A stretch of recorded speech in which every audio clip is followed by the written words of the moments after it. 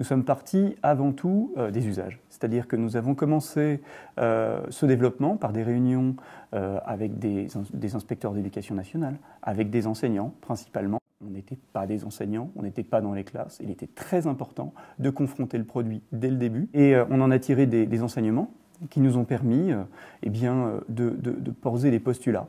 Le premier postulat, c'est un produit pure éducation. Ensuite, un produit simple qui doit être basé sur les usages des enseignants au jour le jour et pouvoir s'inclure dans leur classe de façon quotidienne. BIC Éducation, donc, qui nous propose ce support, commençait également à expérimenter la chose. Donc finalement, on a tous travaillé ensemble. Et on a tous débuté. Moi, je ne connaissais pas grand-chose. À la limite, je dirais, c'était les élèves qui sont le plus vite rentrés dans l'outil. Parce qu'ils ont l'habitude, plus l'habitude. Et puis ça va vite, hein, ils apprennent vite, clac, ils cliquent, ça ne marche pas, ils recommencent, ils demandent. Et même ils demandaient, ils ont demandé, mais on pourrait avoir cette couleur, on pourrait avoir, pourquoi on ne peut pas écrire comme ça, pourquoi. Finalement, ils ont fait avancer, je pense, ils ont été vraiment des partenaires très intéressants. Et j'ai appris au fur et à mesure, comme ça. Et je crois que BIC aussi a appris au fur et à mesure aussi comment ça fonctionnait. On a essayé de le simplifier de façon à ce que l'enseignant ne se focalise que sur la pédagogie et pas sur la technique. Et bien évidemment, ça nous a permis aussi, techniquement, de parfaire quelques aspects. Par exemple, on s'est aperçu que les fils traînaient, donc il a fallu trouver une solution. Et aujourd'hui, on peut les entourer très facilement autour de la poignée, ou alors le câble réseau qui était à déplacer pour éviter des casses. Quand on a fait essayer l'ardoise, les premiers prototypes aux élèves, la première chose qu'ils ont faite, alors ça c'était immédiat, c'est de mettre la main là.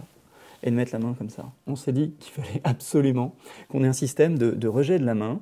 Et aujourd'hui, on est assez content parce que je peux vraiment poser ma main et je vais écrire vraiment sans aucun problème. Un élève qui va écrire sur une ardoise BIC-Tab ne verra pas ou peu de différence par rapport au papier. Vu que c'est un outil d'écriture, il fallait que ce soit vraiment inclus dès le début dans le produit. Alors ce qui est très intéressant avec les tablettes BIC, c'est qu'en fait l'enseignant peut faire un travail personnalisé avec chaque élève. Donc ça c'est vraiment, pour moi c'est le plus.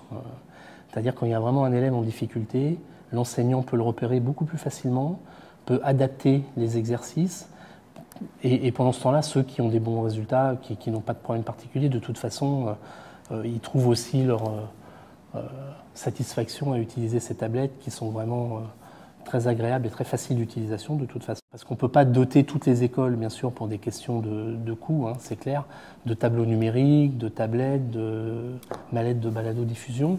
Mais l'idée, c'est qu'en fait, avec l'inspectrice et les enseignants, on travaille en fait sur des outils qui vont être mutualisables. Et pour les tablettes, ça serait qu'on puisse, on a divisé les écoles dans 5 secteurs, qu'on puisse avoir une solution pour chaque secteur et à la charge de l'éducation nationale, bien sûr, d'en gérer le planning d'utilisation pour les enseignants.